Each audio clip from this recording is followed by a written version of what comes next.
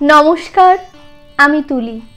আপনারা রয়েছেন তুলির সাহিত্য সম্ভারে। আজকে আপনাদের জন্য নিয়ে এসেছি কথা সাহিত্যিক শরৎচন্দ্র চট্টোপাধ্যায়ের অনুপমার প্রেম। প্রেম তো বটেই, কিন্তু রহস্য কোথায় জানেন? গল্পের ঠিক মাঝমধ্যিখানে একটা প্রেম আর তার পূর্ণতার প্রবল সম্ভাবনা, কিন্তু শুধুই সম্ভাবনা। আর যে সম্ভাবনা পাঠকের অত্যন্ত পছন্দের তো বটেই, কিন্তু লেখক তিনি কি করলেন? সেই মিষ্টি প্রেমের পরিণতি কি শখের আলমারি, নাকি শুরুর আগেই দুমড়ে মুচড়ে সে স্থান পেল কোনো এক আস্তা কুঁড়ে? না, আপনাদের বাড়ন্ত কৌতূহলকে আর ধরে রাখতে বলছি না। চলুন শুরু করি আজকের গল্প শরৎচন্দ্র চট্টোপাধ্যায়ের অনুপমার প্রেম। 11 বর্ষ বয়ক্রমের মধ্যে অনুপমা নোবেল পড়িয়া পড়িয়া মাথাটা একেবারে বিগড়াইয়া ফেলিয়াছে। সে মনে করিল, মনুষ্য হৃদয়ে যত প্রেম, যত মাধুরী, যত শোভা, যত সৌন্দর্য, যত তৃষ্ণা আছে, সব খুঁটিয়া বাছিয়া একত্রিত করিয়া নিজের মস্তিষ্কের ভিতর জমা করিয়া ফেলিয়াছে। মনুষ্য স্বভাব, মনুষ্য চরিত্র তাহার নখদর্পণ হইয়াছে। জগতের শিখিবার পদার্থ আর তাহার কিছুই নাই। সব জানিয়া ফেলিয়াছে, সব শিখিয়া ফেলিয়াছে। সতীত্বের জ্যোতি সে যেমন দেখিতে পায়, প্রণয়ের মহিমা সে যেমন বুঝিতে পারে, জগতের আর যে কেহ তেমন সমজদার আছে, অনুপমা তাহা কিছুতেই বিশ্বাস করিতে পারে না। অনু ভাবিল সে একটি মাধবীলতা, সম্প্রতি মঞ্জরিয়া উঠিতেছে। এ অবস্থায় আশু সহকার শাখা বেষ্টিতা না হইলে ফোটো ফোটো কুঁড়িগুলি কিছুতেই পূর্ণ বিকশিত হইতে পারিবে না। তাই খুঁজিয়া পাতিয়া একটি নবীন কান্তি সহকার মনোনীত করিয়া লইল এবং 2-4 দিবসেই তাহাকে মন, প্রাণ, জীবন, যৌবন সব দিয়া ফেলিল। মনে মনে মন দিবার বা নিবার সকলেরই সমান অধিকার, কিন্তু জড়াইয়া ধরিবার পূর্বে সহকারটার মতামতেরও ঈষৎ প্রয়োজন হয়। এইখানেই মাধবীলতা কিছু বিপদে পড়িয়া গেল। নবীন নিরোধকান্তকে সে কেমন করিয়া জানাইবে যে সে তাহার মাধবীলতা? স্ফুটনোন্মুখ হইয়া দাঁড়াইয়া আছে। তাহাকে আশ্রয় না দিলে এখনই কুঁড়ির ফুল লইয়া মাটিতে লুটাইতে লুটাইতে প্রাণ ত্যাগ করিবে। কিন্তু সহকার এত জানিতে পারিল না। না জানুক, অনুপমার প্রেম উত্তরোত্তর বৃদ্ধি পাইতে লাগিল। অমৃতে গড়ল, সুখে দুঃখ, প্রণয়ে বিচ্ছেদ চিরপ্রসিদ্ধ। 2-4 দিবসে অনুপমা বিরহ ব্যথায় জর্জরিত তনু হইয়া মনে মনে বলিল, স্বামী, তুমি আমাকে লও বা না লও, ফিরিয়া চাহো বা না চাহো, আমি তোমার চিরদাসী। প্রাণ যায় তাহাও স্বীকার, কিন্তু তোমাকে কিছুতেই ছাড়িব না। এ জন্মে না পাই, আর জন্মে নিশ্চয়ই পাইব। তখন দেখিবে সতী সাধ্যির ক্ষুদ্র বাহুতে কত বল। অনুপমা বড় লোকের মেয়ে, বাটি সংলগ্ন উদ্যানও আছে, মনোরম সরোবরও আছে। সেথা চাঁদও উঠে, পদ্মও ফুটে, কোকিলও গান গায়, মধুপ ঝংকার করে। এইখানে সে ঘুরিয়া ফিরিয়া বিরহ ব্যথা অনুভব করিতে লাগিল। এলো চুল করিয়া, অলঙ্কার খুলিয়া ফেলিয়া, গাত্রে ধুলো মাখিয়া, প্রেমের যোগিনী সাজিয়া সরসীর জলে কখনো মুখ দেখিতে লাগিল, কখনো নয়ন জলে ভাসাইয়া গোলাপ পুষ্প চুম্বন করিতে লাগিল, কখনো অঞ্চল পাতিয়া তরুতলে শয়ন করিয়া হা হুতাশ ও দীর্ঘশ্বাস ত্যাগ করিতে লাগিল। আহারে রুচি নাই, শয়নে ইচ্ছা নাই, সাজসজ্জায় বিষম বিরাগ, গল্প গুজবে রীতিমতো বিরক্ত। অনুপমা দিন দিন শুকাইতে লাগিল। দেখিয়া শুনিয়া অনুর জননী মনে মনে প্রমাদ গুনিলেন। এক বই মেয়ে নয়, তার আবার এ কি হইল? জিজ্ঞাসা করিলে সে কি যে বলে কেহ বুঝতে পারে না। ঠোঁটের কথা ঠোঁটেই মিলাইয়া যায়। অনুর জননী এক দিবস জগবন্ধু বাবুকে বলিলেন, ওগো, একবার কি চেয়ে দেখবে না? তোমার একটি বই মেয়ে নয়, সে যে বিনি চিকিৎসায় মরে যায়। জগবন্ধু বাবু বিস্মিত হইয়া বলিলেন, কি হলো ওর? তা জানি নে। ডাক্তার আসিয়া দেখিয়া শুনিয়া বলিলেন, অসুখ বিসুখ কিছুই নাই। তবে এমন হয়ে যায় কেন? জগবন্ধু বাবু বিরক্ত হইয়া বলিলেন, তা কেমন করে জানবো? তবে মেয়ে আমার মরে যাক, এ তো বড় মুশকিলের কথা। জ্বর নেই, বালাই নেই, শুধু শুধু যদি মরে যায় তা আমি কি ধরে রাখবো? গৃহিণী শুষ্ক মুখে বড় বধূমাতার নিকট ফিরিয়া আসিয়া বলিলেন, বৌমা, অনু আমার এমন করে বেড়ায় কেন? কেমন করে জানবো মা? তোমাদের কাছে কিছু বলে না? কিচ্ছু না। গৃহিণী প্রায় কাঁদিয়া ফেলিলেন। তবে কি হবে, না খেয়ে না শুয়ে এমন করে সমস্ত দিন বাগানে ঘুরে বেড়ালে কদিন আর বাঁচবে? তোরা বাছা যা হোক একটা বিহিত করে দে, না হলে বাগানের পুকুরে একদিন ডুবে মরব। বড় বউ কিছুক্ষণ ভাবিয়া চিন্তিয়া বলিল, দেখে শুনে একটা বিয়ে দাও, সংসারের ভার পড়লে আপনি সব সেরে যাবে। বেশ কথা, তবে আজই এ কথা আমি কর্তাকে জানাবো। কর্তা এ কথা শুনিয়া অল্প হাসিয়া বলিলেন, কলিকাল, দাও, বিয়ে দিয়েই দেখো, যদি ভালো হয়। পরদিন ঘটক আসিল। অনুপমা বড় লোকের মেয়ে, তাহাতে রূপবতী। পাত্রের জন্য ভাবিতে হইল না। এক সপ্তাহের মধ্যেই ঘটক ঠাকুর পাত্র স্থির করিয়া জগবন্ধু বাবুকে সংবাদ দিলেন। কর্তা এ কথা গৃহিণীকে জানাইলেন, গৃহিণী বড় বউকে জানাইলেন। ক্রমে অনুপমাও শুনিল। দুই একদিন পরে একদিন দ্বিপ্রহরের সময় সকলে মিলিয়া অনুপমার বিবাহের গল্প করিতেছিল। এমন সময়ে সে এলো চুলে আলু থালু বসনে একটা শুষ্ক গোলাপ ফুল হাতে করিয়া ছবিটির মতো আসিয়া দাঁড়াইল। অনুর জননী কন্যাকে দেখিয়া ঈষৎ হাসিয়া বলিলেন, মা যেন আমার যোগিনী সেজেছেন। বড় বউ ঠাকুরুন একটু হাসিয়া বলিল, বিয়ে হলে কোথায় সব চলে যাবে, দুটো একটা ছেলে মেয়ে হলে তো কথাই নেই। অনুপমা চিত্রার পিতার ন্যায় সকল কথা শুনিতে লাগিল। বউ আবার বলিল, মা, ঠাকুরজির বিয়ের দিন কবে ঠিক হলো? দিন এখনো কিছু ঠিক করা হয়নি। ঠাকুর জামাই কি পড়েন? এইবার বিয়ে দেবেন। তবে তো বেশ ভালো বর। তাহার পর একটু হাসিয়া ঠাট্টা করিয়া বলিল, দেখতে কিন্তু খুব ভালো না হলে ঠাকুরজির আমার পছন্দ হবে না। কেন পছন্দ হবে না? জামাই আমার বেশ দেখতে। এইবার অনুপমা একটু গ্রীবা বক্র করিল। ঈষৎ হেলিয়া পদনখ দিয়া মৃত্তিকা খনন করিবার মতো করিয়া নখ খুঁড়িতে খুঁড়িতে বলিল, বিবাহ আমি করব না। জননী ভালো শুনিতে না পাইয়া জিজ্ঞাসা করিলেন, কি মা?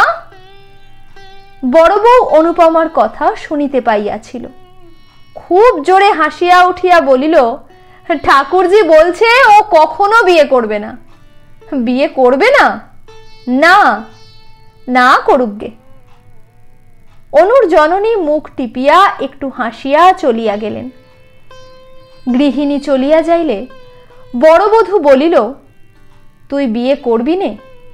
অনুপমা পূর্বমত গম্ভীর মুখে বলিল, কিছুতেই না। কেন? যাকে তাকে গচিয়ে দেওয়ার নামই তো বিবাহ নয়। মনের মিল না হলে বিবাহ করাই ভুল। বড় বউ বিস্মিত হইয়া অনুর মুখপানে চাহিয়া বলিল, গচিয়ে দেওয়া আবার কিলো? গচিয়ে দেবে না তো কি মেয়ে মানুষে দেখে শুনে পছন্দ করে বিয়ে করবে? নিশ্চয়। তবে তোর মতে আমার বিয়েটাও ভুল হয়ে গেছে।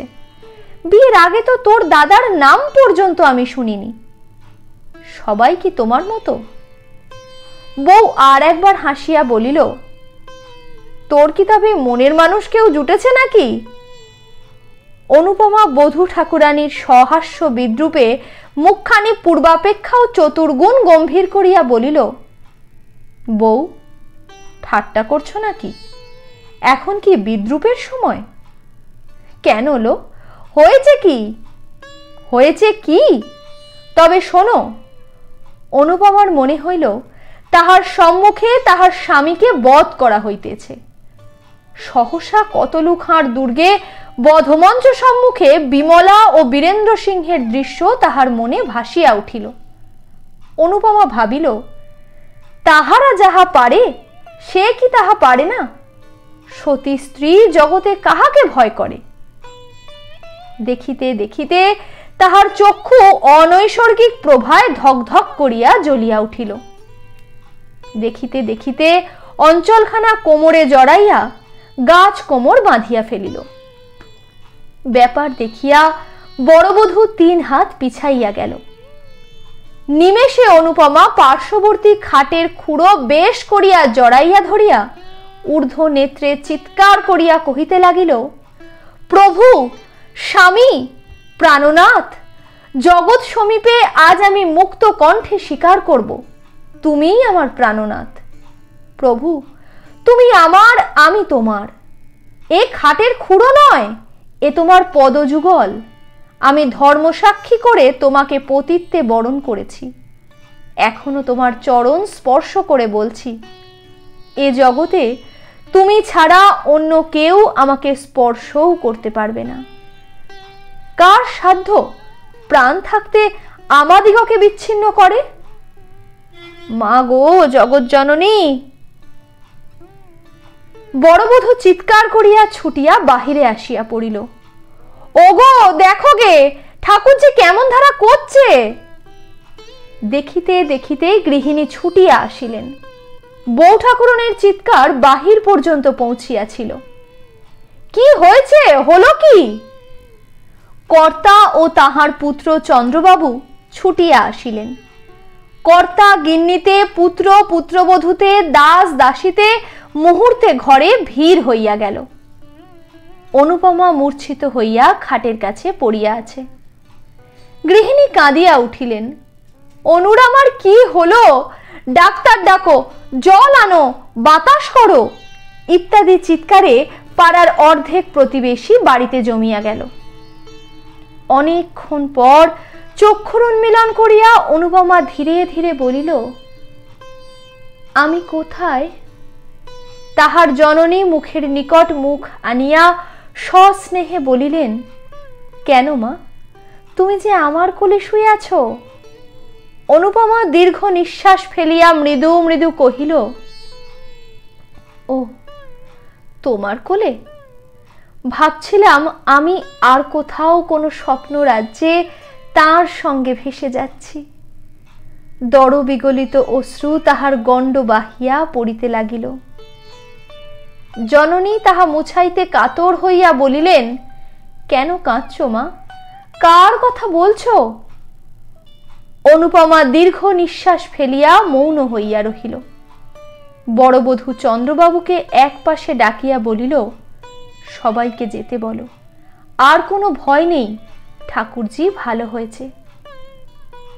ক্রমশ সকলে প্রস্থান করিলে রাত্রে বড় বউ অনুপমার কাছে বসিয়া বলিল, ঠাকুরজি, কার সঙ্গে বিয়ে হলে তুই সুখী হোস?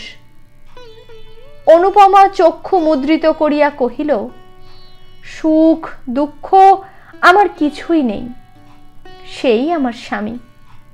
তা তো বুঝি, কিন্তু কে সে? সুরেশ। সুরেশই আমার? সুরেশ রাখাল মজুমদারের ছেলে? হ্যাঁ, সেই। রাত্রে গৃহিণী এ কথা শুনিলেন। পরদিন অমনি মজুমদারের বাড়িতে আসিয়া উপস্থিত হইলেন। নানা কথার পর সুরেশের জননীকে বলিলেন, তোমার ছেলের সঙ্গে আমার মেয়ের বিয়ে দাও। সুরেশের জননী হাসিয়া বলিলেন, মন্দ কি? ভালো মন্দর কথা নয়, দিতেই হবে। তবে সুরেশকে একবার জিজ্ঞাসা করে আসি, সে বাড়িতেই আছে, তার মত হলে কর্তার অমত হবে না। সুরেশ বাড়ি থাকিয়া তখন বিএ পরীক্ষার জন্য প্রস্তুত হইতেছিল। এক মুহূর্ত তাহার 1 বৎসর। তাহার মা বিবাহের কথা বলিলে সে কানেই তুলিল না। গৃহিণী আবার বলিলেন, সুরো, তোকে বিয়ে করতে হবে। সুরেশ মুখ তুলিয়া বলিল, তা তো হবেই, কিন্তু এখন কেন?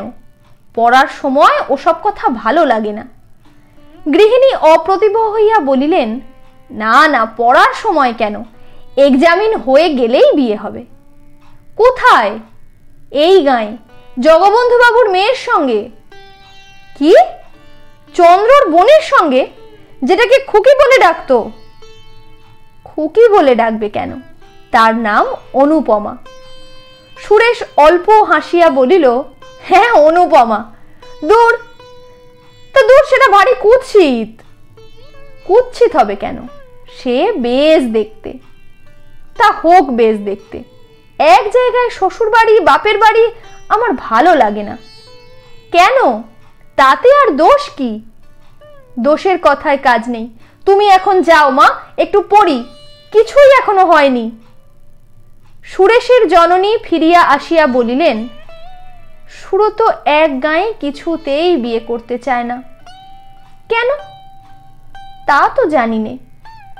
অনুর জননী মজুমদার গৃহিণীর হাত ধরিয়া কাতরভাবে বলিলেন, তা হবে না ভাই, এ বিয়ে তোমাকে দিতে হবে। ছেলের অমত আমি কি করব বলো? না হলে আমি কিছুতেই ছাড়ব না। তবে আজ থাক, কাল আর একবার বুঝিয়ে দেখব, যদি মত করতে পারি। অনুর জননী বাড়ি ফিরিয়া আসিয়া জগবন্ধুকে বলিলেন, ওদের সুরেশের সঙ্গে যাতে অনুর আমার বিয়ে হয় তাই করো। কেন বলো দেখি? রায়গ্রামে তো একরকম সব ঠিক হয়েছে, সে সম্বন্ধ আবার ভেঙে কি হবে? কারণ আছে। কি কারণ? কারণ কিছু নয়, কিন্তু সুরেশের মতো অমন রূপে গুণে ছেলে কি পাওয়া যাবে? আর ও আমার একটি মাত্র মেয়ে, তার দূরে বিয়ে দেব না। সুরেশের সঙ্গে হলে যখন খুশি দেখতে পাবো। আচ্ছা, চেষ্টা করব। চেষ্টা নয়, নিশ্চিন্ত দিতে হবে। কর্তা নখ নাড়ার ভঙ্গি দেখিয়ে হাসিয়া ফেলিলেন, তাই হবে গো। সন্ধ্যার পর কর্তা মজুমদার বাটি হইতে ফিরিয়া আসিয়া গৃহিণীকে বলিলেন, বিয়ে হবে না। সে কি কথা? কি করব বলো? ওরা না দিলে তো আমি জোর করে ওদের বাড়িতে মেয়ে ফেলে দিয়ে আসতে পারি নে। দেবে না কেন? এক গাঁয়ে বিয়ে হয়, ওদের মত নয়।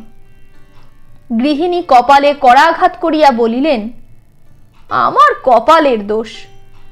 পরদিন তিনি পুনরায় সুরেশের জননীর নিকট আসিয়া বলিলেন, দিদি, বিয়ে দে। আমার তো ইচ্ছে আছে, কিন্তু ছেলের মত হয় কই? আমি লুকিয়ে সুরেশকে আরো 5,000 টাকা দেব। টাকার লোভ বড় লোভ। সুরেশের জননী এ কথা সুরেশের পিতাকে জানাইলেন।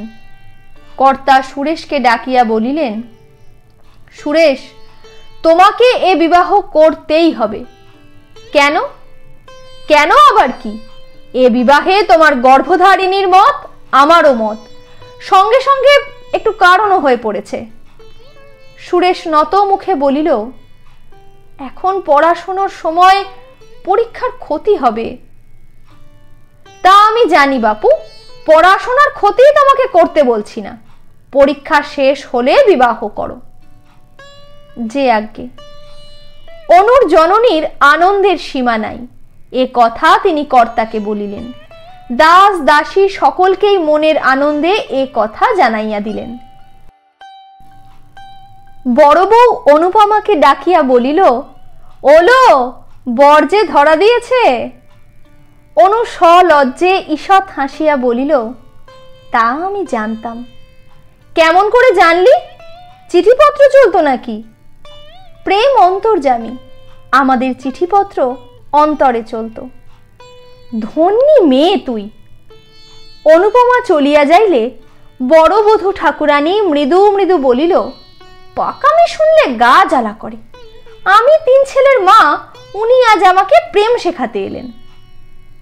দুর্লভ বসু বিস্তর অর্থ রাখিয়া পরলোক গমন করিলে তাহার 20 বর্ষীয় একমাত্র পুত্র ললিতমোহন শ্রাদ্ধ শান্তি সমাপ্তি করিয়া একদিন স্কুলে যাইয়া মাস্টারকে বলিল, মাস্টার মশাই, আমার নামটা কেটে দেন। কেন বাপু? মিথ্যে পড়ে শুনে কি হবে? যে জন্য পড়াশোনা তা আমার বিস্তর আছে। বাবা আমার জন্য অনেক পড়ে রেখে গিয়েছেন। মাস্টার চক্ষু টিপিয়া অল্প হাসিয়া বলিল, তবে আর ভাবনা কি, এইবার চড়ে খাওগে। এইখানেই ললিতমোহনের বিদ্যাভ্যাস ইতি হইল। ললিতমোহনের কাঁচা বয়স, তাহাতে বিস্তর অর্থ, কাজেই স্কুল ছাড়িবা মাত্র বিস্তর বন্ধুও জুটিয়া গেল। ক্রমে তামাক, সিদ্ধি, গাঁজা, মদ, গায়ক গায়িকা ইত্যাদি একটির পর একটি করিয়া ললিতমোহনের বৈঠকখানা পূর্ণ করিল। এদিকে পিতৃ সঞ্চিত অর্থরাশিও জলবৎ ঢেউ খেলিয়া তরতর করিয়া সাগরাভিমুখে ছুটিয়া চলিতে লাগিল। তাহার জননী কাঁদিয়া কাটিয়া অনেক বুঝাইলেন, অনেক বলিলেন, কিন্তু সে তাহাতে কর্ণপাতও করিল না। একদিন ঘূর্ণিত লোচনে মাতৃ সন্নিধানে আসিয়া বলিল, মা, এখনই আমাকে 50 টাকা দাও। মা বলিলেন, একটি পয়সাও আমার নেই। ললিতমোহন দ্বিতীয় বাক্যব্যয় না করিয়া একটা কুড়ুল লইয়া জননীর হাত বাক্স চিরিয়া ফেলিয়া 50 টাকা লইয়া প্রস্থান করিল। তিনি দাঁড়াইয়া সমস্ত দেখিলেন, কিন্তু কিছুই বলিলেন না। পরদিন পুত্রের হস্তে লোহার সিন্দুকের চাবি দিয়া বলিলেন, বাবা, এই লোহার সিন্দুকের চাবি নাও, তোমার বাপের টাকা যেমন ইচ্ছা খরচ করো, আর আমি বাধা দিতে আসব না। কিন্তু ঈশ্বরের কাছে প্রার্থনা করি যেন আমি গেলে তোমার চোখ ফোটে।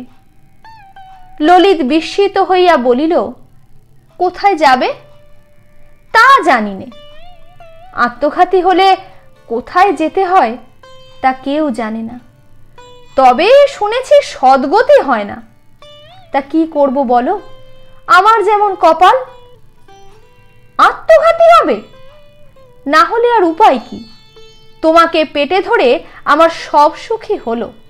এখন নিত্যি নিত্যি তোমার লাথি ঝাঁটা খাওয়ার চেয়ে যমদূতের আগুন কুণ্ড অনেক ভালো। ললিতমোহন জননীকে চিনিত। সে বিলক্ষণ জানিত যে তাহার জননী মিথ্যা ভয় দেখাইবার লোক নহেন। তখন কাঁদিয়া ভূমে লুটাইয়া পা জড়াইয়া ধরিয়া বলিল, মা, তুমি আমাকে মাফ করো, এমন কাজ আর কখনো করব না। তুমি থাকো, তুমি যেও না।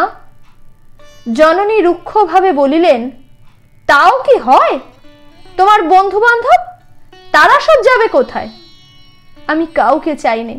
আমি টাকা কড়ি বন্ধু বান্ধব কিছুই চাইনে, শুধু তুমি থাকো। তোমার কথায় বিশ্বাস কি? কেন মা, আমি তোমার মন্দ সন্তান, তা বলে অবিশ্বাসের কাজ কি কখনো করেছি? তুমি এখন থেকে ইচ্ছা সুখে যা দেবে তার অধিক 1 পয়সাও চাবো না। ইচ্ছা সুখে তোমাকে 1 পয়সাও দিতে ইচ্ছা হয় না, কেননা এই 1 বৎসর 1.5 বৎসরের মধ্যে তুমি যত টাকা উড়িয়েছ তার অর্ধেকও কখনো তোমার জীবনে উপার্জন করতে পারবে না। তুমি আমাকে কিছুই দিও না। জননী কোমল হইলেন, না, অতটা তোমার সবে না। আমিও তা ইচ্ছে করিনে। মাসে 100 টাকা পেলে তোমার চলবে কি? স্বচ্ছন্দে। তবে তাই হোক। 2-1 দিনের মধ্যেই তার বন্ধু বান্ধবেরা একে একে সরিয়া পড়িতে লাগিল। ললিত মোহন দুই একজনের বাটিতে ডাকিতে গেলে কেহ বলিল কাল যাব, কেহ বলিল আজ কাজ আছে। ফলত কেহই আর আসিল না। এখন সে সম্পূর্ণ একা। একা মদ খায়, একা ঘুরিয়া বেড়ায়। একবার মন করিল আর মদ খাইবে না, কিন্তু সময় কে রূপে কাটিবে? কাজেই মদ ছাড়া হইল না। একটা পথে সে প্রায় ঘুরিয়া বেড়াইত। এ পথটা জগবন্ধু বাবুর বাগানের পার্শ্ব দিয়া অপেক্ষাকৃত নির্জন বলিয়া মদ খাইয়া এখানেই বেড়াইবার অধিক সুবিধা হইত। মাতাল বলিয়া তাহার গ্রামময় অখ্যাতি, কাহারও বাটিতে যাওয়া ভালো দেখায় না। কাজেই মদ খাইয়া নিজের সঙ্গে নিজেই বেড়াইয়া বেড়াইত। আজকাল তাহার একজন সঙ্গী জুটিয়াছে, সে অনুপমা। আসিতে যাইতে সে প্রায় দেখে তাহারই মতো অনুপমাও বাগানের ভিতর ঘুরিয়া বেড়ায়। অনুপমাকে সে বাল্যকাল হইতে দেখিয়া আসিতেছে, কিন্তু আজকাল তাহাতে যেন একটু নতুনত্ব দেখিতে পায়। জগবন্ধুবাবুর বাগানের প্রাচীরের এক অংশ ভগ্ন ছিল। সেইখানে একটা গাছের পাশে দাঁড়াইয়া দেখে অনুপমা উদ্যানময় ঘুরিয়া বেড়াইতেছে। কখনো বা তরুতলে বসিয়া মালা গাঁথিতেছে, কখনো বা ফুল তুলিতেছে। এক এক সময় বা সরসীর জলে পদদ্বয় ডুবাইয়া বালিকা সুলভ ক্রীড়া করিতেছে। দেখিতে তাহার বেশ লাগে। ইতস্তত বিক্ষিপ্ত চুলগুলি, অযত্ন রক্ষিত দেহলতা, আলু থালু বসন ভূষণ ও সকলের মুখখানি তাহার মদের চোখে একটি পদ্মফুলের মতো বোধ হইত। মাঝে মাঝে তাহার মনে হয় জগতে সে অনুপমাকে সর্বাপেক্ষা অধিক ভালোবাসে। রাত্রি হইলে বাড়িতে গিয়া শয়ন করে। যতক্ষণ নিদ্রা না হয় ততক্ষণ অনুপমার মুখই মনে পড়ে। স্বপ্নেও কখনো কখনো তাহার অনিন্দ সুন্দর বদনমণ্ডল হৃদয়ে জাগিয়া ওঠে। এমনি করিয়া কত দিন যায়। জগবন্ধুবাবুর উদ্যানের সেই ভগ্ন অংশটিতে বৈকাল হইতে বসিয়া থাকা আজকাল তাহার নিত্যকর্ম হইয়া দাঁড়াইয়াছে। সে বালক নহে, অল্প দিনেই বুঝিতে পারিল যে অনুপমাকে বাস্তবিকই অতিশয় অধিক রকম ভালোবেসিয়া ফেলিয়াছে। কিন্তু এরূপ ভালোবাসায় লাভ নাই। সে জানিত সে মাতাল, সে অপদার্থ মূর্খ, সে সকলের ঘৃণিত জীব। অনুপমার কিছুতেই যোগ্য পাত্র নহে। শত চেষ্টাতেও তাহাকে পাওয়া সম্ভব নয়। তবে আর এমন করিয়া মন খারাপ করিয়া লাভ কি? কাল হইতে আর আসিবে না। কিন্তু থাকিতে পারিত না। সূর্য অস্তগত হইলে সে মদটুকু খাইয়া সেই ভাঙা পাঁচিলটির উপর আসিয়া বসিত। তবে ভিতরে একটা কথা আছে, কাহাকেও ভালোবাসিলে মনে হয় সেও বুঝি আমাকে ভালোবাসে, আমাকে কেন বাসিবে না? অবশ্য এ কথা প্রতিপন্ন করা যায় না। একদিন ললিত মোহন প্রাচীরে উঠিয়াছে। এমন সময় চন্দ্রবাবুর চোখে পড়িল। চন্দ্রবাবু দারোয়ানকে হাঁকিয়া বলিলেন, ওগো পাকড়ো। দারোয়ান প্রথমে বুঝিতে পারিল না কাহাকে ধরিতে হইবে। পরে যখন বুঝিল, ললিতবাবুকে তখন সেলাম করিয়া 3 হাত পিছাইয়া দাঁড়াইল। চন্দ্রবাবু পুনরায় চিৎকার করিয়া বলিলেন, কো পাকড়ো, থানা মে দেও। দারোয়ান আধা বাংলা আধা হিন্দিতে বলিল, আমি নেই পারবে বাবু। ললিত মোহন ততক্ষণে ধীরে ধীরে প্রাচীর টপকাইয়া প্রস্থান করিল। সে চলিয়া যাইলে চন্দ্রবাবু বলিলেন, কাহে নেহি পাকড়া? দারোয়ান চুপ করিয়া রহিল। একজন মালি ললিতকে বিলক্ষণ চিনিত। সে বলিল, হো বেটা, ভোজপুরির সাধ্য কি ললিত বাবুকে ধরে? ওর মতো 4টে দরোয়ানের মাথা ওর এক ঘুষিতে ভেঙে যায়। দারোয়ানও তাহা অস্বীকার করিল না, বলিল, বাবু নকরি করনে আয়া না জান দেনে আয়া? চন্দ্রবাবু কিছুতেই ছাড়িবার পাত্র নহেন। তিনি ললিতের উপর পূর্ব হইতেই বিলক্ষণ চটা ছিলেন। এখন সময় পাইয়া সাক্ষী জুটাইয়া অনধিকার প্রবেশ এবং আরো কত কি অপরাধে আদালতে নালিশ করিলেন। জগবন্ধু বাবু ও তাহার স্ত্রী উভয়েই এই মকদ্দমা করিতে নিষেধ করিলেন, কিন্তু চন্দ্রনাথ কিছুতেই শুনিলেন না। বিশেষ মর্মপীড়িতা অনুপমা জিদ করিয়া বলিল যে পাপীকে শাস্তি না দিলে তাহার মন কিছুতেই সুস্থির হইবে না। ইন্সপেক্টর বাটিতে আসিয়া অনুপমার এজাহার লইল। অনুপমা সমস্তই ঠিকঠাক বলিল। শেষে এমন দাঁড়াইল যে ললিতের জননী বিস্তর অর্থব্যয় করিয়াও পুত্রকে কিছুতেই বাঁচাইতে পারিলেন না। 3 বৎসর ললিত মোহনের সশ্রম কারাবাসের আদেশ হইয়া গেল। বিয়ে পরীক্ষার ফল বাহির হইয়াছে। সুরেশচন্দ্র মজুমদার একেবারে প্রথম হইয়াছে। গ্রামময় সুখ্যাতির একটা রই রই শব্দ পড়িয়া গিয়াছে। অনুপমার জননীর আনন্দের সীমা নাই। আনন্দে সুরেশের জননীকে গিয়া বলিলেন, নিজের কথা নিজে বলতে নেই, কিন্তু দেখো দেখি আমার মেয়ের পয়। সুরেশের মা সহাস্যে বলিলেন, তা তো দেখছি, একবার বিয়ে হোক, তারপর দেখিস তোর ছেলে রাজা হবে। অনু যখন জন্মায় তখন একজন গণৎকার এসে গুণে বলেছিল যে এ মেয়ে রানী হবে। অত সুখে কেউ কখনো থাকেনি, থাকবেও না। যত সুখ তোমার মেয়ের হবে। কে বলেছিল? একজন সন্ন্যাসী। কিন্তু তুমি তোমার জামাইকে একখানা বাড়ি কিনে দিও। তা দেব না? চন্দ্রকে আমি পেটের ছেলে বলেই জানি, কিন্তু অনুরত কর্তার অর্ধেক বিষয় পাওয়া উচিত। আমি বেঁচে থাকলে তো পাবেও। তাই হোক, ওরা রাজা রানী হয়ে সুখে থাক, আমরা যেন দেখে মরি।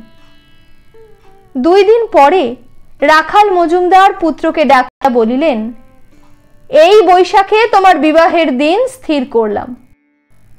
এখন বিবাহ হয় আমার একেবারে ইচ্ছে নয়। কেন? আমি গিলক্রিস্ট স্কলারশিপ পেয়েছি, তাতে আমি ইচ্ছা করলে বিলাতে গিয়ে পড়তে পারি। তুমি বিলাত যাবে? ইচ্ছা আছে। পড়ে পড়ে তোমার মাথা খারাপ হয়ে গিয়েছে, অমন কথা আর মুখেও এনো না। বিনা পয়সায় যখন এ সুবিধা পেয়েছি তখন দোষ কি? রাখালবাবু এ কথায় একেবারে অগ্নিশর্মা হইয়া উঠিলেন। নাস্তিক বেটা, দোষ কি? পরের পয়সায় যদি বিষ পাওয়া যায় তো কি খেতে হবে? সে কথায় এ কথায় অনেক প্রভেদ। প্রভেদ আর কোথায়? একদিকে জাত খোয়ানো, শ্লেচ্ছ হওয়া, আর অপরদিকে বিষ ভোজন, ঠিক এক নয় কি? চুল চুল মিলে গেল নাকি? সুরেশ আর কোনো প্রতিবাদ না করিয়া নিরুত্তরে প্রস্থান করিল।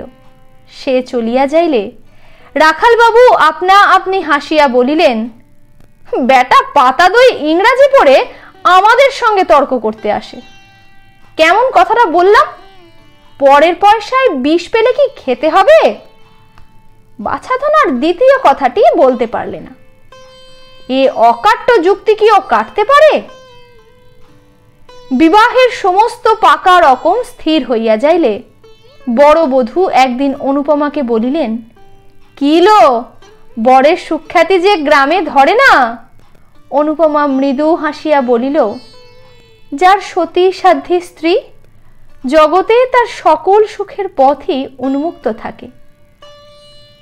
তবু তো এখনো বিয়ে হয়নি লো। বিবাহ আমাদের অনেক দিন হয়েছে। জগৎ জানে না বটে, কিন্তু অন্তরে অন্তরে বহুদিন আমাদের পুনর্মিলন হইয়া গিয়াছে। বড়বধূ অল্প হাসিল, ওষ্ঠ ঈষৎ কুঞ্চিত করিয়া একটু থামিয়া বলিলেন, এ কথা আর কোথাও বলিস নে। আমরা বুড়ো মাগি, আমাদের তো বলা দূরে থাক। এমন ধারা শুনলেও লজ্জা করে। সব কথায় তুই যেন থিয়েটারে অ্যাক্টও করতে থাকিস। এমন করলে লোকে পাগল বলবে যে। আমি প্রেমে পাগল।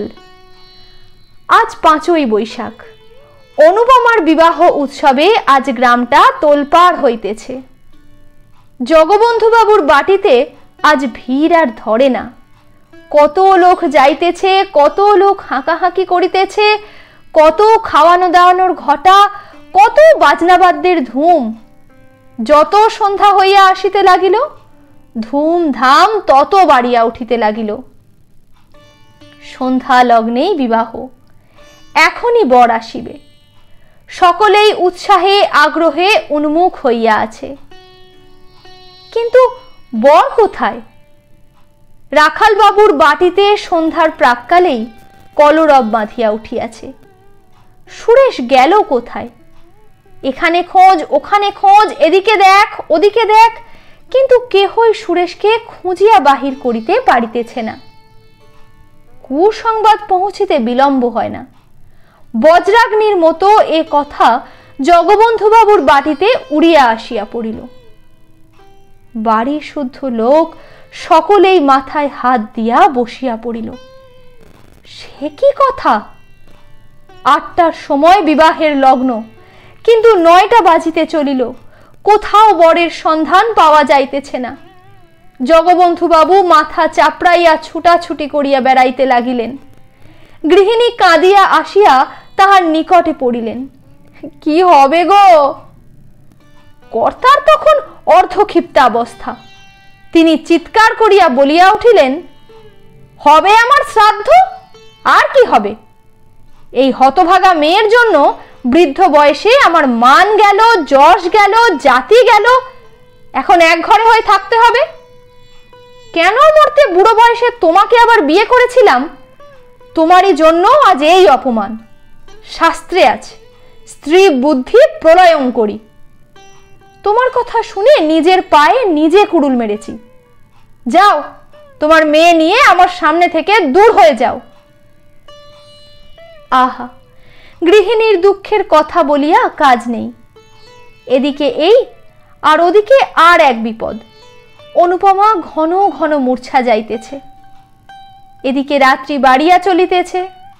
10টা, 11টা, 12টা করিয়া ক্রমশ 1টা, 2টা বাজিয়া গেল, কিন্তু কোথাও সুরেশের সন্ধান হইল না। সুরেশকে পাওয়া যাক আর না যাক, অনুপমার বিবাহ কিন্তু দিতেই হইবে। কেননা আজ রাত্রে বিবাহ না হইলে জগবন্ধু বাবুর জাতি যাইবে। রাত্রি আন্দাজ 3টার সময় 50 দর্শীয় কাশ রোগী রামদুলাল দত্তকে পাড়ার 5 জন জগবন্ধু বাবুর হিতৈষী বন্ধু বর বেশে খাঁড়া করিয়া লইয়া আসিল। অনুপমা যখন শুনিল এমনই করিয়া তাহার মাথা খাইবার উদ্যোগ হইতেছে, তখন মূর্ছা ছাড়িয়া দিয়া জননীর পায়ে লুটাইয়া পড়িল। ও মা, আমায় রক্ষা করো, এমন করে আমার গলায় ছুরি দিও না। এ বিয়ে দিলে আমি নিশ্চয় আত্মঘাতী হব। মা কাঁদিয়া বলিলেন, আমি কি করব মা? মুখে যাহাই বলুন না, কন্যার দুঃখে ও আত্মগ্লানিতে তাহার হৃদয় পুড়িয়া যাইতেছিল। তাই কাঁদিয়া কাটিয়া আবার স্বামীর কাছে আসিলেন। ওগো, একবার শেষটা ভেবে দেখো, এ বিয়ে দিলে মেয়ে আমার বিষ খাবে। কর্তা কোনো কথা না কহিয়া একেবারে অনুপমার নিকটে আসিয়া গম্ভীরভাবে বলিলেন, ওঠো, ভোর হয়ে যায়। কোথায় যাব বাবা? এখনই সম্প্রদান করব। অনুপমা কাঁদিয়া ফেলিল। বাবা, আমাকে মেরে ফেলো, আমি বিষ খাবো। যা ইচ্ছে হয় কাল খেও মা, আজ বিয়ে দিয়ে আমার জাত বাঁচাই, তারপর যেমন খুশি করো, বিষ খেও, জলে ডুবে মরো, আমি একবারও বারণ করব না। কি নিদারুণ কথা! এইবার যথার্থই অনুপমার ভিতর পর্যন্ত শিহরিয়া উঠিল। বাবা, আমায় রক্ষা করো। কত কাতরোক্তি, কত ক্রন্দন, কিন্তু কোনো কথাই খাটিল না। দৃঢ় প্রতিজ্ঞ জগবন্ধুবাবু সেই রাত্রেই বৃদ্ধ রামদুলাল দত্তের হস্তে অনুপমাকে সম্প্রদান করিলেন। বহুকাল বিপত্নিক বৃদ্ধ রামদুলালের আপনার বলিতে সংসারে আর কেহ নাই। দুইখানি পুরাতন ইষ্টক নির্মিত ঘর, একটু শাকসবজির বাগান, ইহাই দত্তজির সাংসারিক সম্পত্তি। বহু ক্লেশে তাহার দিন গুজরান হয়। বিবাহ করিয়া পরদিন অনুপমাকে বাড়ি আনিলেন। সঙ্গে সঙ্গে অনেক খাদ্যদ্রব্য আসিল, অনেক দাসদাসী আসিল। কোনো ক্লেশ নাই। 6-7 দিন তাহার পরম সুখে অতিবাহিত হইল। বড়লোক শ্বশুর, আর তাহার কোনো ভাবনা নাই। বিবাহ করিয়া কপাল ফিরিয়াছে। কিন্তু অনুপমার স্বতন্ত্র কথা। আর দিন 2 থাকিয়া সে পিত্রালয়ে ফিরিয়া আসিল। তখন তাহার মুখ দেখিয়া দাসদাসীরাও গোপনে চক্ষু মুছিল। বাড়ি গিয়া প্রাণ ত্যাগ করিব, এ পরামর্শ অনুপমার স্বামীন ভবন হইতেই স্থির করিয়া রাখিয়াছিল। এইবার যথার্থ মরিবার বাসনা হইয়াছে। অনেক রাত্রে সকলে নিদ্রিত হইলে সে নিঃশব্দে খিড়কির দ্বার খুলিয়া বাগানের পুষ্করিণীর সোপানে আসিয়া বসিল। আজ তাহাকে মরিতে হইবে। মুখের মরা নয়, কাজের মরা মরিতে হইবে। অনুপমার মনে পড়িল আর একদিন সে এইখানে মরিতে গিয়াছিল। সেও অধিক দিন নয়, কিন্তু তখন মরিতে পারে নাই, কেননা একজন ধরিয়া ফেলিয়াছিল। আজ সে কোথায়? জেলখানায় কয়েদ কাটিতেছে। কোন অপরাধে? শুধু বলিতে আসিয়াছিল যে সে তাহাকে ভালোবাসে। কে জেলে দিল? চন্দ্রবাবু। কেন? তাহাকে দেখিতে পারিত না বলিয়া? সে মাতাল বলিয়া? সে অনধিকার প্রবেশ করিয়াছিল বলিয়া? কিন্তু অনুপমা কি তাহাকে বাঁচাইতে পারিত না? পারিত, কিন্তু তাহা করে নাই, বরং জেলে দিতেই সহায়তা করিয়াছে। আজ তাহার মনে হইল ললিত কি যথার্থই ভালোবাসিত? হয়তো বাসিত, হয়তো বাসিত না। না বাসুক, কিন্তু তাহাকে দণ্ডিত করিয়া তাহার কি ইষ্টসিদ্ধি হইয়াছে? জেলে পাথর ভাঙিতেছে, ঘানি টানিতেছে, আরো কত কি নীচ কর্ম করিতেছে। ইহাতে হয়তো চন্দ্রবাবুর লাভ হইয়াছে, কিন্তু তাহার কি? সে দণ্ডিত না হইলে কি তাহাকে পাইতে পারিত, যিনি এখন মনের আনন্দে নিজের উন্নতির জন্য জাহাজে চড়িয়া বিলাতে যাইতেছেন? অনুপমা সেইখানে বসিয়া বহুক্ষণ ধরিয়া কাঁদিল। তাহার পর জলে নামিল। এক হাঁটু, এক বুক, গলা করিয়া ক্রমশ ডুবন জলে আসিয়া পড়িল। আধ মিনিট কাল জলতলে থাকিয়া অনেক জল খাইয়া সে আবার উপরে ভাসিয়া উঠিল। আবার ডুব দিল, আবার ভাসিয়া উঠিল। সে সাঁতার দিতে জানিত, তাই সমস্ত পুষ্করিণীটা তন্ন তন্ন করিয়াও কোথাও ডুবন জল মিলিল না। অনেকবার ডুব দিল, অনেক জলও খাইল, কিন্তু একেবারে ডুবিয়া যাইতে কিছুতেই পারিল না। সে দেখিল মরিতে স্থির সংকল্প হইয়াও ডুব দিয়া নিঃশ্বাস আটকাইয়া আসিবার উপক্রম হইলেই নিঃশ্বাস লইতে উপরে ভাসিয়া উঠিতে হয়। এই রূপে পুষ্করিণীটা সাঁতার কাটিয়া প্রায় নিঃশ্বাসে যখন সে তাহার ক্লান্ত অবসন্ন নির্জীব দেহখানা কোন রূপে টানিয়া আনিয়া সোপানের উপর ফেলিল, দেখিল যে কোনো অবস্থায় যে কোনো কারণেই হোক এমন করিয়া একটু একটু করিয়া প্রাণ পরিত্যাগ করা বড় সহজ কথা নহে। পূর্বে সে বিরহ ব্যথায় জর্জরিত তনু হইয়া দিনে শতবার করিয়া মরিতে যাইত। তখন ভাবিত প্রাণটা রাখা না রাখা নায়ক নায়িকার একেবারে মুঠোর ভেতরে। কিন্তু আজ সমস্ত রাত্রি ধরিয়া প্রাণটার সহিত ধস্তাধস্তি করিয়াও সেটাকে বাহির করিয়া ফেলিতে পারিল না। আজ সে বিলক্ষণ বুঝিল তাহাকে জন্মের মতো বিদায় দেওয়া তাহার 11 বর্ষীয় বিরহ ব্যথায় কুলাইয়া উঠে না।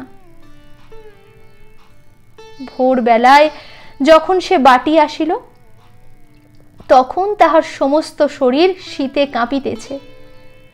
মা জিজ্ঞাসা করিলেন, অনু, এত ভোরেই নে এলি মা? অনু ঘাড় নাড়িয়া জানাইল, হ্যাঁ। এদিকে দত্ত মহাশয় একরূপ চিরস্থায়ী রূপে শ্বশুর ভবনে আশ্রয় লইয়াছেন।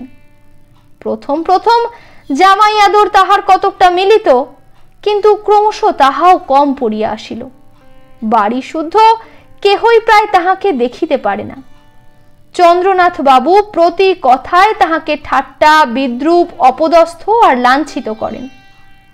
তাহার একটু কারণও হইয়াছিল, একে তো চন্দ্রবাবুর হিংসা পরবশ অন্তঃকরণ, তাহাতে আবার অকর্মণ্য জামাতা বলিয়া জগবন্ধু বাবু কিছু বিষয় আশয় দিয়া যাইবেন বলিয়াছেন। অনুপমাও কখনো আসে না, শাশুড়ি ঠাকুরানীও কখনো সে বিষয়ে তত্ত্ব লন না। তথাপি রামদুলালের মনের আনন্দে দিন কাটিতে লাগিল। যত্ন আত্মীয়তার তিনি বড় একটা ধার ধারিতেন না। যাহা পাইতেন তাহাতেই সন্তুষ্ট হইতেন। তাহার উপর দুবেলা পরিতোষজনক আহার ঘটিতেছে। বৃদ্ধাবস্থায় দত্ত মহাশয় ইহাই যথেষ্ট বলিয়া মানিয়া লইতেন, কিন্তু তাহার সুখ ভোগ করিবার অধিক দিনও আর বাকি ছিল না। একই জীর্ণ শীর্ণ শরীর, তাহার উপর পুরাতন সখা কাশ রোগ অনেক দিন হইতে তাহার শরীরে আশ্রয় গ্রহণ করিয়া বসিয়া আছে। প্রতি বৎসরই শীতকালে তাহাকে স্বর্গে লইয়া যাইবার জন্য টানাটানি করিত। এবারও শীতকালে বিষম টানাটানি করিতে লাগিল। জগবন্ধুবাবু দেখিলেন যক্ষা রামদুলালের অস্থিমজ্জায় প্রতি গ্রন্থিতে ছড়াইয়া পড়িতেছে। পাড়া গাঁয়ে সুচিকিৎসা হইবে না জানিয়া কলিকাতায় পাঠাইয়া দিলেন। সেখানে কিছুদিন সুচিকিৎসার পর সতী সাধ্যী অনুপমার কল্যাণে 2 বৎসর ঘুরিতে না ঘুরিতে সদানন্দ রামদুলাল সংসার ত্যাগ করিলেন। তথাপি অনুপমা একটু কাঁদিল। স্বামী মরিলে বাঙালি মেয়েকে কাঁদিতে হয়, তাই কাঁদিল। তাহার পর স্ব ইচ্ছায় সাদা পড়িয়া সমস্ত অলঙ্কার খুলিয়া ফেলিল। জননী কাঁদিতে কাঁদিতে বলিলেন, অনু, তোর এ বেশ তো আমি চোখে দেখতে পারি না, অন্তত হাতে একজোড়া বালাও রাখ। তা হয় না, বিধবার অলঙ্কার পরতে নেই। কিন্তু তুই কচি মেয়ে। তাহা হোক, বাঙালির মেয়ে বিধবা হইলে কচি বুড়ো সমস্তই এক হইয়া যায়। জননী আর কি বলিবেন, শুধুই কাঁদিতে লাগিলেন। অনুপমার বৈধব্যে লোকে নতুন করিয়া শোক করিল না। 2-1 বছরেই সে যে বিধবা হইবে তাহা সকলেই জানিত। কেহ বলিল, মরার সঙ্গে বিয়ে দিলে কি আর সধবা থাকে? কর্তাও এ কথা জানিতেন, গৃহিণীও বুঝিতেন, তাই শোকটা নতুন করিয়া হইল না। যাহা হইবার তাহা বিবাহ রাত্রেই হইয়া গিয়াছে। স্বামীকে ভালোবাসিত না, জানিল না, শুনিল না, তথাপি অনুপমা কঠোর বৈধব্য ব্রত পালন করিতে লাগিল। রাত্রে জলস্পর্শ করে না, দিনে 1 মুষ্টি স্বহস্তে সিদ্ধ করিয়া লয়। একাদশীর দিন নিরম্ব উপবাস করে। আজ পূর্ণিমা, কাল অমাবস্যা, পরশু শিবরাত্রি, এমন করিয়া মাসের 15 দিন সে কিছুই খায় না। কেহ কোনো কথা বলিলে বলে, আমার ইহকাল গিয়াছে, এখন পরকালের কাজ করিতে দাও। এত কিন্তু সহিবে কেন? উপবাসে অনিয়মে অনুপমা শুকাইয়া অর্ধেক হইয়া গেল। দেখিয়া দেখিয়া গৃহিণী ভাবিলেন, এইবার সে মরিয়া যাইবে। কর্তাও ভাবিলেন, তাহা বড় বিচিত্র নহে। তাই একদিন স্ত্রীকে ডাকিয়া বলিলেন, অনুর আবার বিয়ে দি। গৃহিণী বিস্মিত হইয়া জিজ্ঞাসা করিলেন, তা কি হয়? ধর্ম যাবে যে? অনেক ভেবে দেখলুম, 2 বার বিবাহ দিলেই ধর্ম যায় না। বিবাহের সঙ্গে ধর্মের সঙ্গে এ বিষয়ের কোনো সম্বন্ধ নাই, বরং নিজের কন্যাকে এমন করে খুন করলেই ধর্মহানির সম্ভাবনা। তবে দাও। অনুপমা কিন্তু এ কথা শুনিয়া ঘাড় নাড়িয়া দৃঢ় স্বরে বলিল, তা হয় না। কর্তা তখন নিজে ডাকিয়া বলিলেন, খুব হয় মা। তাহলে আমার ইহকাল পরকাল দুই কালই গেল। কিছুই যায় নাই, যাবেও না, বরং না হলেই যাবার সম্ভাবনা। মনে করো তুমি যদি গুণবান পতি লাভ করো, তাহলে দুই কালেরই কাজ করিতে পারিবে। একা কি হয় না? না মা, হয় না, অন্তত বাঙালির ঘরের মেয়ের দ্বারা হয় না। ধর্মকর্মের কথা ছেড়ে দিয়ে সামান্য কোনো একটা কর্ম করতে হলেই তাদিকে অন্যের সাহায্য গ্রহণ করতে হয়। স্বামী ভিন্ন তেমন সাহায্য আর কে করতে পারে বলো? আরো কি দোষে তোমার এত শাস্তি? অনুপমা আনত মুখে বলিল, আমার পূর্বজন্মের ফল। গোড়া হিন্দু জগবন্ধুবাবুর কর্ণে এ কথাটা খট করিয়া লাগিল। কিছুক্ষণ স্তব্ধ থাকিয়া বলিলেন, তাই যদি হয় তবুও তোমার একজন অভিভাবকের প্রয়োজন। আমাদের অবর্তমানে কে তোমাকে দেখবে? দাদা দেখবেন। ঈশ্বর না করুন, কিন্তু সে যদি না দেখে, সে তোমার মায়ের পেটের ভাই নয়। বিশেষ আমি যতদূর জানি তার মনও ভালো নয়। অনুপমা মনে মনে বলিল, তখন বিষ খাবো। আরো একটা কথা আছে অনু, পিতা হলেও সে কথা আমার বলা উচিত। মানুষের মন সব সময় যে ঠিক এক রকমই থাকবে তা কেউ বলতে পারে না। বিশেষ যৌবনকালে প্রবৃত্তিগুলি সর্বদা বশ রাখতে মুনি ঋষিরাও সমর্থ হন না। কিছুকাল নিস্তব্ধ থাকিয়া অনুপমা কহিল, জাত যাবে যে? না মা, জাত যাবে না। এখন আমার সময় হয়ে আসছে, চোখও ফুটছে। অনুপমা ঘাড় নাড়িল, মনে মনে বলিল, তখন জাত গেল আর এখন যাবে না? যখন চক্ষু কর্ণ বন্ধ করে তোমরা আমাকে বলিদান দিলে, তখন এ কথা ভাবলে না কেন? আজ আমারও চক্ষু ফুটেছে, আমি ভালো রূপ প্রতিশোধ নেব। কোন রূপে তাহাকে টলাইতে না পারিয়া জগবন্ধুবাবু বলিলেন, তবে মা তাই ভালো। তোমার ইচ্ছার বিরুদ্ধে আমি বিবাহ দিতে চাই না। তোমার খাবার পরবার ক্লেশ না হয় তা আমি করে যাব। তারপর ধর্মে মন রেখে যাতে সুখী হতে পারো, করো। 3 বৎসর পরে খালাস হইয়াও ললিত মোহন বাড়ি ফিরিল না। কেহ বলিল, লজ্জায় আসিতেছে না। কেহ বলিল, সে গ্রামে কি আর মুখ দেখাতে পারে? ললিত মোহন নানা স্থান পরিভ্রমণ করিয়া 2 বৎসর পরে সহসা একদিন বাটিতে আসিয়া উপস্থিত হইল। তাহার জননী আনন্দে পুত্রের শিরশ্চুম্বন করিয়া আশীর্বাদ করিলেন, বাবা, এবার বিবাহ করে সংসারী হও। যা কপালে ছিল তা তো ঘটে গিয়েছে, এখন সেজন্যে আর দুঃখ করো না। ললিত যাহা হয় একটা করিবে স্থির করিল। 5 বৎসর পরে ফিরিয়া আসিয়া ললিত গ্রামে অনেক পরিবর্তন দেখিল। বিশেষ দেখিল জগবন্ধু বাবুর বাটিতে। কর্তা গিন্নি কেহ জীবিত নাই। চন্দ্রনাথ বাবু এখন সংসার কর্তা। অনুপমা বিধবা হইয়া এইখানেই আছে, কারণ তাহার অন্যত্র স্থান নাই। পূর্বেই জননীর মৃত্যু হইয়াছিল, পরে পিতার মৃত্যুতে অনুপমা ভাবিয়াছিল পিতা যাহা দিয়া গিয়াছেন তাহা লইয়া কোন তীর্থস্থানে থাকিবে এবং সেই টাকায় পুণ্য ধর্ম নিয়মব্রত করিয়া অবশিষ্ট জীবনটা কাটাইয়া দিবে। কিন্তু সাধ্য শান্তি হইলে উইল দেখিয়া সে মর্মাহত হইল। পিতা কেবল তাহার নামে 500 টাকা দিয়া গিয়াছেন। তাহারা বড় লোক, এ সামান্য টাকা তাহাদিগের নিকট টাকাই নহে। বাস্তবিক এই অর্থে কাহারও চিরজীবন গ্রাসাচ্ছাদন নির্বাহিত হইতে পারে না। গ্রামে অনেকেই কানাঘুষো করিল, এ উইল জগবন্ধু বাবুর নহে, ভিতরে কিছু কারসাজি আছে।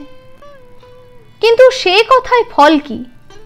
নিরুপায় হইয়া অনুপমা চন্দ্রবাবুর বাটিতেই রহিল। লোকে বলে, পিতার মৃত্যু না হওয়া পর্যন্ত সৎ মাকে চিনিতে পারা যায় না, সৎ ভাইকেও সেইরূপ পিতার জীবনকাল পর্যন্ত চিনিতে পারা কঠিন।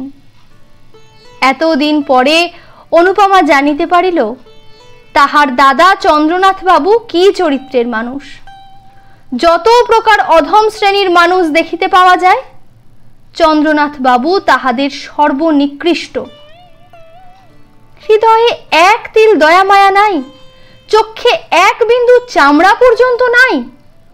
অনুপমার এই নিরাশ্রয় অবস্থায় তিনি তাহার সহিত যেরূপ ব্যবহার আরম্ভ করিলেন তাহা বলিয়া শেষ করা যায় না। প্রতি কথায়, এমনকি উঠিতে বসিতে তিরস্কৃত, লাঞ্ছিত, অপমানিত করিতেন।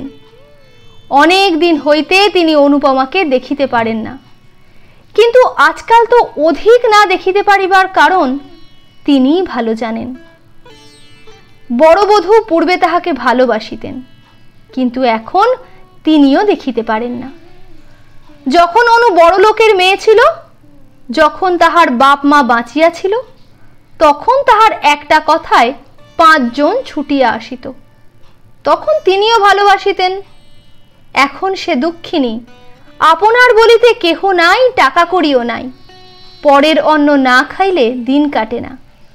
তাহাকে কে এখন ভালোবাসিবে, কে এখন যত্ন করিবে? বড় বধূর 3-4টি ছেলে মেয়ের ভার অনুর উপর। তাহাদিগকে খাওয়াইতে হয়, স্নান করাইতে হয়, পড়াইতে হয়, কাছে করিয়া শুইতে হয়। তথাপি কোনো বিষয়ে একটু ত্রুটি হইলেই অমনি বড় বধূ ঠাকুরানী রাগ করিয়া রীতিমতো 5টা কথা শুনিয়া দেন। ইহা ভিন্ন অনুপমাকে নিত্য দুবেলা চন্দ্রবাবুর জন্য 2-4টা ভালো তরকারি রাঁধিতে হয়। পাচক ব্রাহ্মণ তেমন প্রস্তুত করিতে পারে না, আর না হইলে চন্দ্রবাবুরও কিছু খাওয়া হয় না।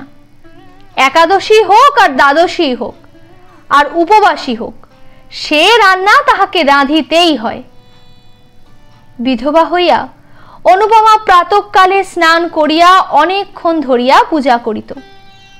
এখন তাহাকে সে সময়টুকুও দেওয়া হয় না। একটু বিলম্ব হইলেই বড় বধূ ঠাকুরানী বলিয়া উঠেন, ঠাকুরজি একটু হাত চালিয়ে নাও, ছেলেরা কাঁদছে, এখনো পর্যন্ত কিচ্ছু খেতে পায়নি। অনুপমা যা তা করিয়া উঠিয়া আসে, একটি কথাও সে মুখ ফুটিয়া বলিতে পারে না। একাদশীর দীর্ঘ উপবাস করিয়াও তাহাকে রাত্রে রন্ধন করিতে যাইতে হয়। তৃষ্ণায় বুক ফাটিতে থাকে, অগ্নির উত্তাপে মাথা ঢিপ ঢিপ করিতে থাকে, গা ঝিমঝিম করে, তবু কথা কহে না। অবস্থার পরিবর্তনে সহ্য করিবার ক্ষমতাও হয়, কেননা জগদীশ্বরী তাহা শিখাইয়া দেন। না হইলে অনুপমা এতদিনে মরিয়া যাইত। এ সংসারে তাহার অপেক্ষা দাস দাসীরা শ্রেষ্ঠ। জোর করিয়া তাহাদের দুটো বলিলে তাহারাও দুটো জোরের কথা বলিতে পারে। অন্তত আমার মাহিনাপত্র চুকাইয়া দিন, বাড়ি যাই, এ কথাও তো বলিতে পারে, কিন্তু অনু তাহাও বলিতে পারে না।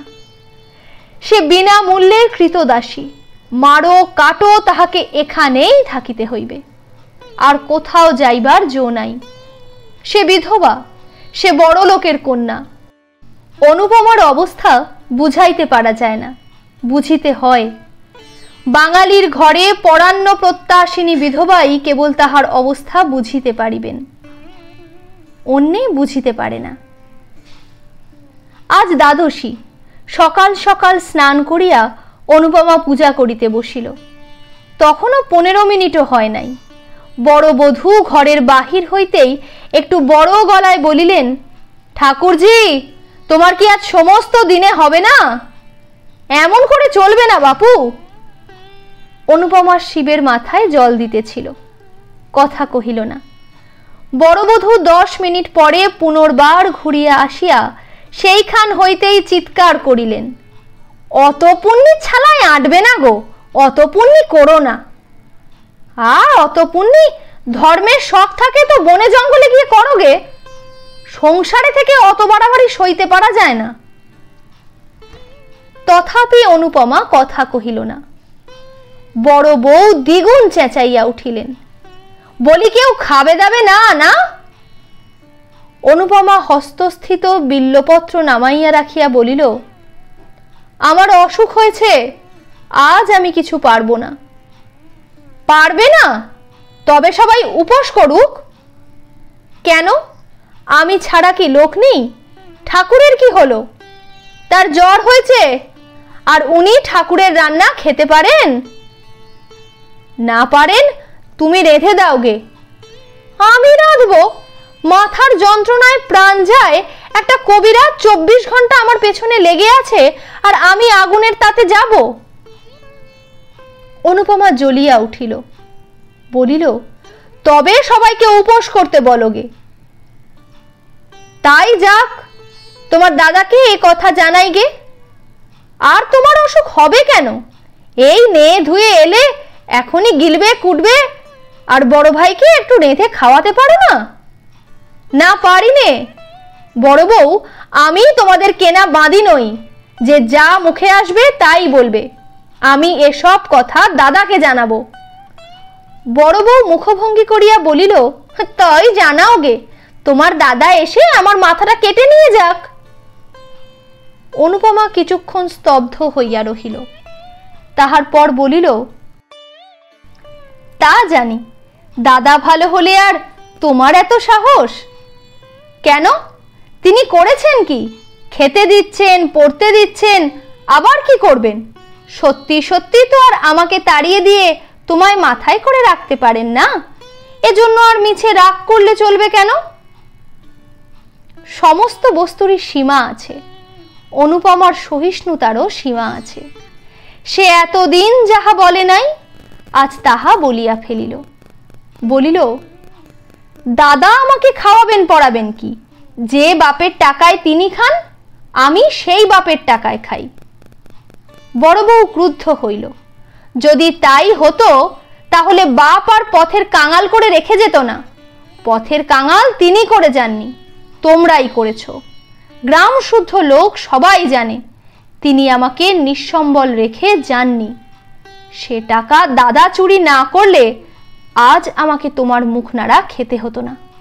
বড় বধূর মুখ প্রথমে শুকাইয়া গেল, কিন্তু পরক্ষণেই দ্বিগুণ তেজে জ্বলিয়া উঠিল। গ্রাম শুদ্ধ সবাই জানে উনি চোর? তবে এ কথা ওকে জানাবো।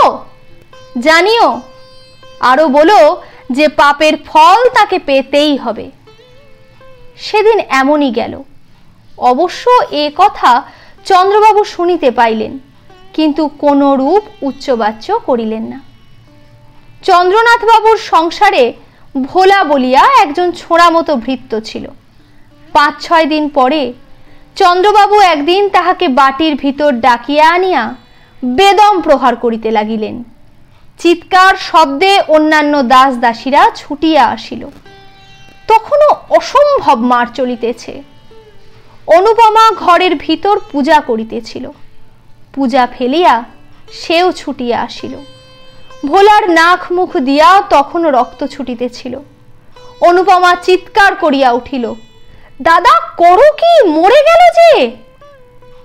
চন্দ্রবাবু খিচাইয়া উঠিলেন, আজ বেটাকে একেবারে মেরে ফেলবো। তোকেও সঙ্গে সঙ্গে মেরে ফেলতাম, কিন্তু শুধু মেয়ে মানুষ বলে তুই বেঁচে গেলি। আমার সংসারে এত পাপ আমি বরদাস্ত করব না। বাবা তোকে 500 টাকা দিয়ে গেছেন, তাই নিয়ে তুই আজই আমার বাড়ি থেকে দূর হয়ে যা। অনুপমা কিছুই বুঝিতে পারিল না, শুধু বলিল, সে কি? কিছুই নয়, আজ টাকা নাও, নিয়ে ভোলার সঙ্গে দূর হয়ে যাও, বাইরে গিয়ে যা খুশি করোগে। অনুপমা সেইখানেই মূর্ছিত হইয়া গেল। দাস দাসীরা সকলেই এ কথা শুনিল। কেউ মুখে কাপড় দিয়ে হাসিল, কেহ হাসি চাপিয়া ভালো মানুষের মতো সরিয়া গেল, কেহ বা ছুটিয়া অনুপমাকে তুলিতে আসিল। চন্দ্রবাবু মৃতপ্রায় ভোলার মুখে আর একটা পদাঘাত করিয়া বাহিরে চলিয়া গেলেন। আজ অনুপমার শেষ দিন। এ সংসারে সে আর থাকিবে না। জ্ঞান হইয়া অবধি সে সুখ পায় নাই। ছেলেবেলায় ভালোবাসিয়াছিল বলিয়া নিজের শান্তি নিজেই ঘুচাইয়াছিল। অতিরিক্ত বাড়াবাড়ি করিয়াছিল বলিয়া বিধাতা তাহাকে এক তিলও সুখ দেন নাই। যাহাকে ভালোবাসিত মনে করিত তাহাকে পাইল না, যে ভালোবাসিতে আসিয়াছিল তাহাকে তাড়াইয়া দিল। পিতা নাই, মাতা নাই, দাঁড়াইবার স্থানও নাই। স্ত্রীলোকের একমাত্র অবলম্বন সতীত্বের সুযশ, তাহাও ঈশ্বর কাড়িয়া লইতে বসিয়াছেন। তাই আর সে সংসারে থাকিবে না। বড় অভিমানে তাহার হৃদয় ফাটিয়া উঠিতেছে। নিস্তব্ধ নিদ্রিত কৌমুদী রজনীতে খিড়কির দ্বার খুলিয়া আবার বারবার 3 বার পুষ্করিণীর সেই পুরাতন সোপানে আসিয়া উপবেশন করিল। এবার অনুপমা চালাক হইয়াছে। আরবার সন্তরান শিক্ষাটা তাহাকে মরিতে দেয় নাই। এবার তাহা বিফল করিবার জন্য কাঁখে কলসি লইয়া আসিয়াছে। এবার পুষ্করিণীর কোথায় ডুবন জল আছে তাহা বাহির করিয়া লইবে। এবার নিশ্চয় সে ডুবিয়া মরিবে। মরিবার পূর্বে পৃথিবীকে বড় সুন্দর দেখায়। ঘর বাড়ি, আকাশ, মেঘ, চন্দ্র, তারা, জল, ফুল, লতা, বৃক্ষ সব সুন্দর হইয়া উঠে। যেদিকে চাও সেই দিকেই মনোরম বোধ হয়।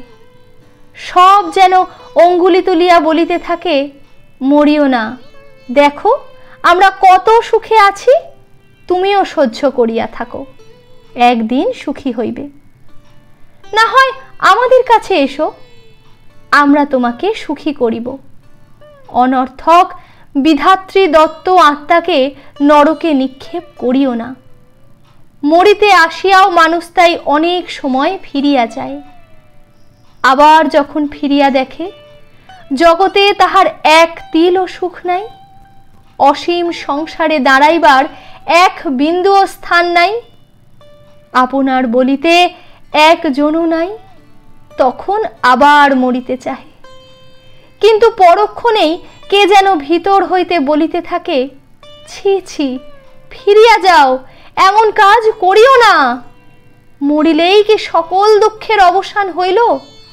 কেমন করিয়া জানিলে ইহা অপেক্ষা আরো গভীর দুঃখে পতিত হইবে না? মানুষ অমনি সংকুচিত হইয়া পশ্চাতে হটিয়া দাঁড়ায়। অনুপমার কি এসব কথা মনে হইতেছিল না? কিন্তু অনুপমা তবুও মরিবে, কিছুতেই আর বাঁচিবে না। পিতার কথা মনে হইল, মাতার কথা মনে হইল, সঙ্গে সঙ্গে আর একজনের কথা মনে হইল। যাহার কথা মনে হইল সে ললিত। যাহারা তাকে ভালোবাসিত তাহারা সকলেই একে একে চলিয়া গিয়াছে। শুধু একজন এখনো জীবিত আছে। সে ভালোবাসিয়াছিল, ভালোবাসা পাইতে আসিয়াছিল, হৃদয়ের দেবী বলিয়া পূজা দিতে আসিয়াছিল। অনুপমা সে পূজা গ্রহণ করে নাই এবং অপমানিত করিয়া তাড়াইয়া দিয়াছিল। শুধু কি তাই, জেলে পর্যন্ত দিয়াছিল। ললিত সেখানে কত ক্লেশ পাইয়াছিল, হয়তো অনুপমাকে কত অভিসম্পাত করিয়াছিল। তাহার মনে হইল নিশ্চিত সেই পাপেই এত ক্লেশ, এত যন্ত্রণা। সে ফিরিয়া আসিয়াছে, ভালো হইয়াছে, মদ ছাড়িয়াছে, দেশের উপকার করিয়া আবার যশ কিনিতেছে। সে কি আজও তাহাকে মনে করে? হয়তো করে না, হয়তো বা করে, কিন্তু তাহাতে কি? তাহার যে কলঙ্ক রটিয়াছে, তিনি কি তাহা শুনিয়াছেন? যখন গ্রামময় রটিবে যে আমি কলঙ্কিনী হইয়া ডুবিয়াছি, কাল যখন আমার দেহ জলের উপর ভাসিয়া উঠিবে, ছি ছি, কত ঘৃণায় তার ওষ্ঠ কুঞ্চিত হইয়া উঠিবে। অনুপমা অঞ্চল দিয়া গলদেশে কলসি বাঁধিল। এমন সময় কে একজন পশ্চাৎ হইতে ডাকিল, অনুপমা। অনুপমা চমকাইয়া ফিরিয়া দেখিল একজন দীর্ঘাকৃতি পুরুষ স্থির হইয়া দাঁড়াইয়া আছে। আগন্তুক আবার ডাকিল। অনুপমার মনে হইল এ স্বর আরও কোথাও শুনিয়াছে, কিন্তু স্মরণ করিতে পারিল না, চুপ করিয়া রহিল। অনুপমা, আত্মহত্যা করো না। অনুপমা কোনো কালেই বীরানত লজ্জাবতী লতা নহে। সে সাহস করিয়া বলিল, আমি আত্মহত্যা করব আপনি কি করে জানলেন? তবে গলায় কলসি বেঁধেছ কেন? অনুপমা মৌন হইয়া রহিল। আগন্তুক ঈষৎ হাসিয়া বলিল, আত্মঘাতী হলে কি হয় তা জানো? কি? অনন্ত নরক। অনুপমা শিহরিয়া উঠিল। ধীরে ধীরে কলসি খুলিয়া রাখিয়া বলিল, এ সংসারে স্থান নাই। ভুলে গিয়েছ? আমি মনে করে দিচ্ছি, প্রায় 6 বৎসর পূর্বে ঠিক এইখানেই একজন তোমাকে চিরজীবনের জন্য স্থান দিতে চেয়েছিল। স্মরণ হয়? অনুপমা লজ্জায় রক্তমুখী হইয়া বলিল, হয়। এ সংকল্প ত্যাগ করো। আমার কলঙ্ক রটেছে, আমার বাঁচা হয় না। মরলেই কি কলঙ্ক যায়? যাক না যাক, আমি তা শুনতে যাব না। ভুল বুঝেছ অনুপমা। মরলে এ কলঙ্ক চিরকাল ছায়ার মতো তোমার নামের পাশে ঘুরে বেড়াবে। বেঁচে দেখো, এ মিথ্যা কলঙ্ক কখনোই চিরস্থায়ী হবে না। কিন্তু কোথায় গিয়ে বেঁচে থাকবো? আমার সঙ্গে চলো। অনুপমার একবার মনে হইল তাহাই করিবে। চরণে লুটাইয়া পড়িবে, বলিবে, আমাকে ক্ষমা করো। বলিবে, তোমার অনেক অর্থ, আমাকে কিছু ভিক্ষা দাও। আমি গিয়া কোথাও লুকাইয়া থাকি। পরে অনেকক্ষণ মৌন থাকিয়া ভাবিয়া চিন্তিয়া বলিল, আমি যাব না। কথা শেষ হইতে না হইতেই অনুপমা জলে ঝাঁপাইয়া পড়িল। অনুপমার জ্ঞান হইলে দেখিল সুসজ্জিত হর্মে পালঙ্কের উপর সে শয়ন করিয়া আছে, পার্শ্বে ললিতমোহন।